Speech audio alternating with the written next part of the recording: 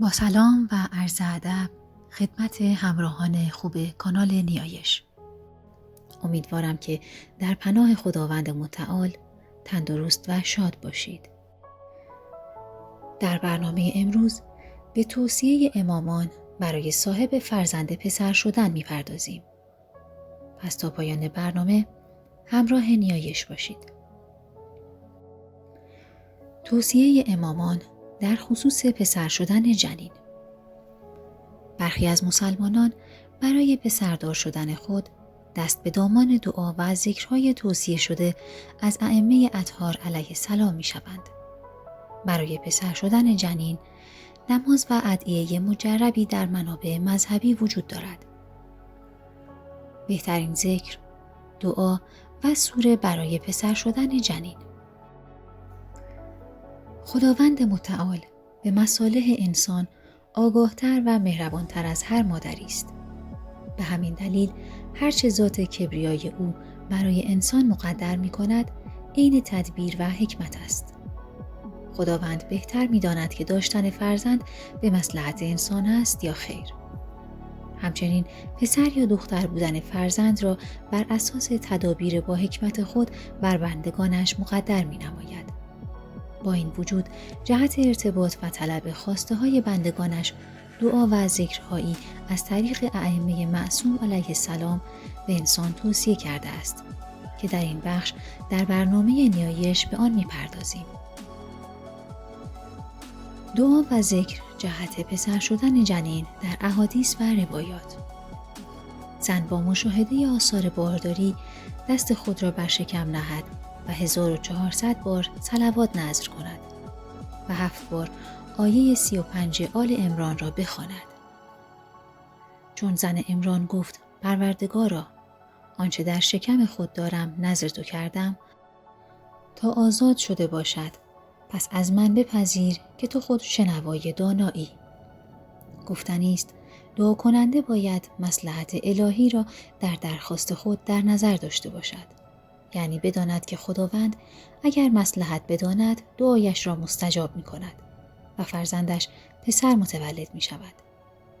به دیگر سخن تنها دعا برای پسر شدن فرزند علت تامه نیست و نباید خیال کرد حالا که این دعاها خوانده شد حتما باید پسر متولد شود. همچنین باید دانست که والدین از خداوند مهربان سلامت فرزند خود را بخواهند. همانطور که هر وقت به امام زین العابدین علیه السلام بشارت می‌دادند که فرزندی برایتان به دنیا آمده، سؤال نمی‌فرمود که آیا پسر است یا دختر، بلکه می‌فرمود آیا سالم و بی‌عیب است؟ اگر می‌گفتند آری، می‌فرمود الحمدلله الذی لم یخلق منی شیئا مشوها. سپاس خدایی را که از من فرزندی ناهنجار به دنیا نیاورد. عدت الداعی و نجاح الساعی، صفحه 88. الکافی، جلد 6، صفحه 21. امام جواد علیه السلام فرمود از بسته شدن نطفه تا 4 ماه دعا می کند، چه اینکه جنین 40 روز نطفه و 40 روز خون بسته شده و 40 روز پاره گوشت است و این مدت 4 ماه کامل می باشد. سپس خدای متعال 2 فرشته خلاق و آفریننده را برمی‌انگیزد و آن 2 میگویند پروردگارا چه موجودی بیافرینیم، پسر یا دختر، بدبخت یا خوشبخت؟ پس دستور لازم داده می شود و آن 2 اظهار می دارند پروردگارا روزی او چگونه، زمان مرگش کی و مدت عمرش چه مقدار است؟ و بیان مقتضی ارائه می گردد و از این پس پیمان او، یعنی پیمان با خداوند در اطاعت نکردن شیطان، میان 2 چشمش قرار می گیرد و او در آن می نگرد و همواره در شکم مادرش راست قامت و سر بلند و سر به بالاست تا وقتی زمان خروجش نزدیک شود. خدای متعال فرشته ای را برمی‌انگیزد، پس او کودک را به شدت هرچه بیشتر به خروجی رحم می‌راند و کودک متولد می شود.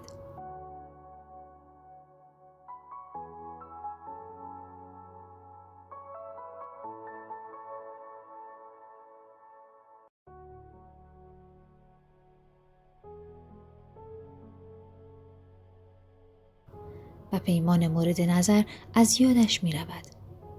کافی جلد 6 صفحه 16. امام باقر علیه السلام فرمود 3 روز پس از نماز عشا و نماز صبح 70 بار میگویی سبحان الله و 70 بار میگویی استغفر الله و پس از آن ذکر خود را با این آیه از قرآن تمام میکنی. استغفروا ربکم انه کأن غفارا یرسل السماء علیکم مدرارا و یمددکم باموال و بنین و یجعل لکم جنات و یجعل لکم انهارا.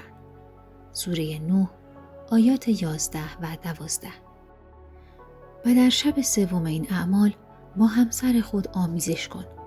به خواست خدا پسری با اعتدال به تو داده خواهد شد.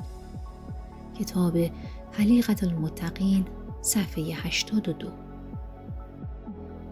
امام صادق علیه السلام در مورد پسر شدن فرزند می‌فرماید هر کس که زنش باردار است و فرزندش 4 ماه شد رو به قبله بایستد و آیت الکرسی بخواند و دست به پهلوی همسرش گذارد و بگوید اللهم انی قد سمیته محمدا.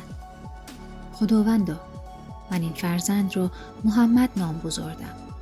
خداوند این جنین را پسر می کند و اگر به عهد خود وفا کند و نام او را محمد نهد خداوند آن را وسیله برکت او قرار دهد وگرنه اختیار با خداست که او را نگه دارد یا ببرد.